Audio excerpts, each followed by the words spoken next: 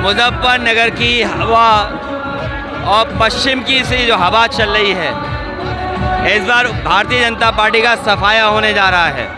किसान और नौजवान और हर वर्ग के लोग इस बार समाजवादी पार्टी और इंडिया गठबंधन के साथ खड़े दिखाई दे रहे हैं। 10 साल में किसान ने आत्महत्या की है, गरीब बना है देश, बेरोजगारी बढ़ी है, नौकरियां छीनी गई हैं, आरक्षण ख़त्म हुआ है, बिजली से लेकर के आम चीज़ें महंगी की गई हैं।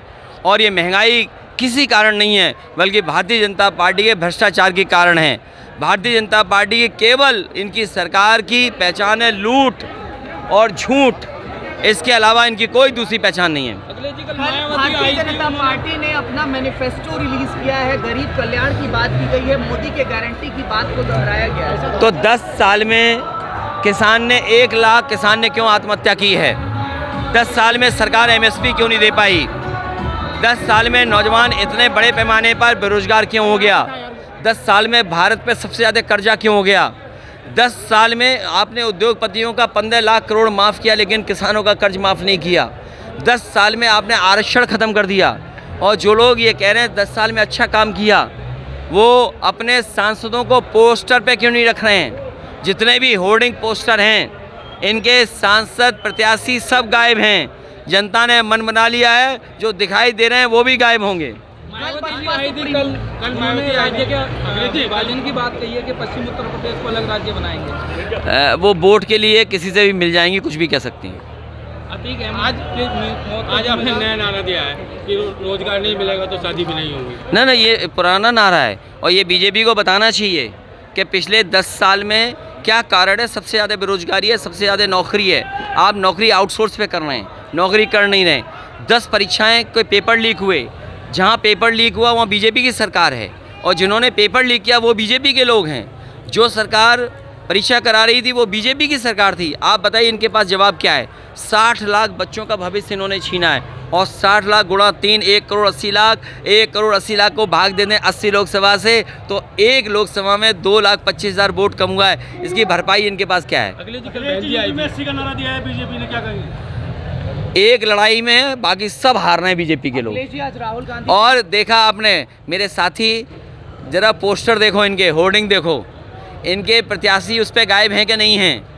जब प्रत्याशी गायब हैं तो क्या मुजफ्फरनगर की जनता अपनी समस्या लेकर के दिल्ली जाएगी?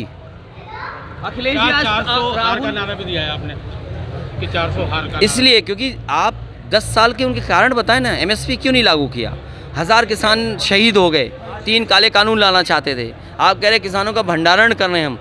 बताइए कहाँ भंडारण के लिए इंतज़ाम किया? मुजफ्फरनगर, बिजनौर, सहारनपुर, कहीं बता दीजिए आप। और बिजली इतनी महंगी, यहीं पर बीजेपी के 2 नंबर के नेता ने कहा था बिजली फ्री होगी। क्या किसानों को 10 साल फ्री बिजली मिली है? उनके मीटर लगा दिए गए ट्यूबवेल पे, उनकी बिजली का बिल महंगा देना पड़ रहा है।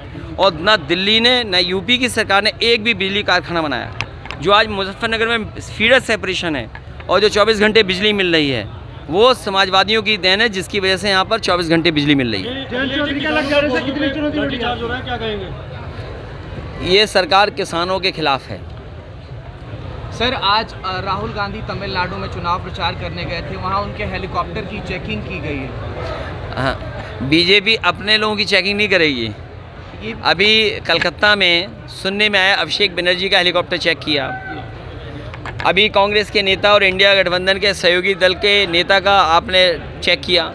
ठीक है, कोई बात नहीं है, चेक करना ज़रूरी है, लेकिन चेक की मंशा ये नहीं होनी चाहिए, नियत ये नहीं होनी चाहिए किसी को बदनाम करना है। आपने चंदा लिया, आपने वसूली की, एक ही व्यक्ति ने 2 लोगों को पैसा दिया। आज जो महंगाई और भ्रष्टाचार दिख रहा है, ये वसूली के कारण है। जिन कंपनियों से इन्होंने चंदा वसूला है, उन कंपनियों की चीज़ें चंदे से पहले कितनी सस्ती थीं और चंदे के बाद कितनी महंगी, आप उसी से अंदाज़ा लगा सकते हैं। ऐसी भी खबर निकल करके सामने आ रही है कि आप और राहुल गांधी एक साझा प्रेस कॉन्फ्रेंस कर सकते हैं। हम लोग लोगों को बढ़ाते हैं, लोगों को साथ लेके सम्मान देते हैं। ये किसी को भूलना नहीं चाहिए कि समाजवादी पार्टी हमेशा साथ लेती है, सम्मान देती है और बढ़ाने का काम करती है। अगर किसी ने चौधरी चरण सिंह जी की विरासत को आगे बढ़ाने का काम किया हो, चाहे राज्यसभा में, चाहे सीटें दे करके और अपने प्रत्याशी दे करके, तो समाजवादियों ने वो काम करके दिखाया है जिससे उनकी विरासत, उनका नाम आगे बढ़ सके। याकूब कुरैशी है बसपा नेता, उन्होंने हैं? याकूब कुरैशी हैं बसपा नेता, उन्होंने अतीक अहमद की मौत का जिम्मेदार आपको बताया। देखिए, ये बीजेपी बुलवा रही है उनसे, ये बीजेपी बुलवा रही है। बीजेपी सब कुछ बुलवाएगी और बीजेपी से कौन मिला हुआ है ये नहीं पता लगता कई बार तो। ठीक है।